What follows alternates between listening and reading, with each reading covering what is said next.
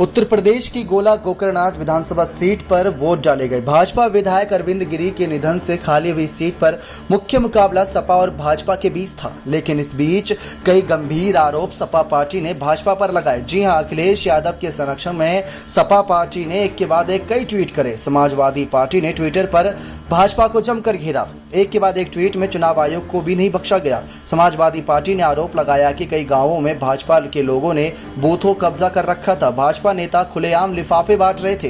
भाजपा के लोग सपा के एजेंटों को भगा दिया गया। सपा ने ट्वीट कर लिखा कि गोला गोकर्णनाथ विधानसभा उपचुनाव के लिए जारी मतदान को प्रभावित करने के लिए अपनी गाड़ी में पैसों से भरे लिफाफे लेकर घूम रहे भाजपा विधायक मामले का संज्ञान लेकर भाजपा विधायक की सदस्यता रद्द करे चुनाव आयोग। ये बात की गई सपा पार्टी के द्वारा। एक और ट्वीट में सपा ने कहा कि भाजपा की कठपुतली बनकर काम कर रहा प्रशासन गोला गोकर्णनाथ के लालाहपुर में सपा के एजेंट को पूर्व विधायक के भतीजे आशुतोष गिरी ने पोलिंग बूथ से भगाया। भाजपा प्रत्याशी के रिश्तेदार सरकारी नौकरी में होने के बावजूद चुनाव में कर रहे हैं सहायता, ये बात की गई। लेकिन आपको जानकारी दे दें कि एक के बाद एक ट्वीट में यहां पर गोकर्णनाथ उपचुनाव में मतदान के दौरान मोहम्मदी विधानसभा से भाजपा विधायक लोकेंद्र प्रताप सिंह सिकंदरा के बूथ संख्या 333, 34, 35, 36, 37 यानी कि 300 की संख्या 30 पर घूमकर कहीं ना कहीं मतदान को प्रभावित करने का प्रयास किया गया। ऐसे कई सारे आरोप यहां पर लगाए गए सपा पार्टी के द्वारा। जानकारी दे दें कि किस तरीके से सपा ने यह आरोप गंभीर लगाया, लेकिन इस बीच लगातार सपा पार्टी ने लोगों से यह भी अपील करी थी कि वो वोट दें, ज़्यादा से ज़्यादा वोट दें और सपा पार्टी नहीं, बीजेपी नहीं, बल्कि उस पार्टी को चुने जिसको वो चुनना चाहते हैं, किसी के कहीं ना कहीं बहकावे में ना आए। लेकिन ऐसे में सवाल उठता है कि क्या होगा सपा पार्टी का यहाँ पर नतीजा। अखिलेश यादव के सामने बड़ी चुनौती थी। वो यहाँ पर चुनाव प्रचार करने के लिए नहीं जा पाए थे, लेकिन फिर भी उन्होंने अपने सभी तमाम समर्थकों को एक साथ बांधे रखा था। आपको जानकारी दे दें कि चुनाव आयोग के एक अधिकारी ने गोला गोकर्णनाथ विधानसभा उपचुनाव को संपन्न कराने के लिए सुरक्षा के व्यापक बंदोबस्त किए गए हैं, ऐसा जानकारी दिया था।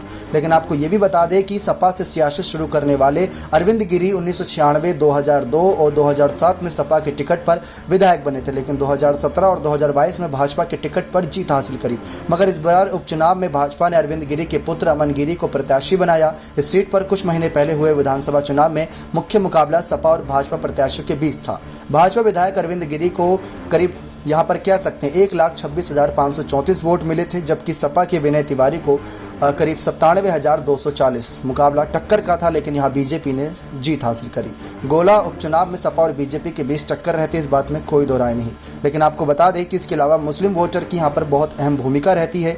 लेकिन अब ये देखना दिलचस्प होगा कि इन आरोपों को किस तरीके से झुटलाया जाता है, कैसे जनता के बीच लाया जाता है। अखिलेश यादव ने चुनाव आयोग पर, तमाम बीजेपी की कार्यशैली पर, आजम खान पर लगे आरोपों पर भी ये सारी बातें कही थी कि जानबूझकर ये सब किया जा रहा है और कहीं ना कहीं इन सब चुनावों को लेकर तमाम निशानेबाजी की गई। लेकिन मुलायम के जाने के बाद गोला गोकर्णनाथ एक ऐसी सीट है जिस पर अगर सपा पार्टी जीत हासिल करती है तो अखिलेश यादव का सब लोहा मानते नजर आएंगे। लेकिन बीजेपी ने कोई कसर नहीं छोड़ी थी, क्योंकि अखिलेश पिता की सेवा में लगे हुए थे। लेकिन मुलायम सिंह तो नहीं रहे। अब देखना दिलचस्प रहेगा कि सपा के हाथ ये सीट लगती है या नहीं। बने रहिए चैनल के साथ ऐसी और तमाम जानकारियों के लिए बहुत बहुत धन्यवाद।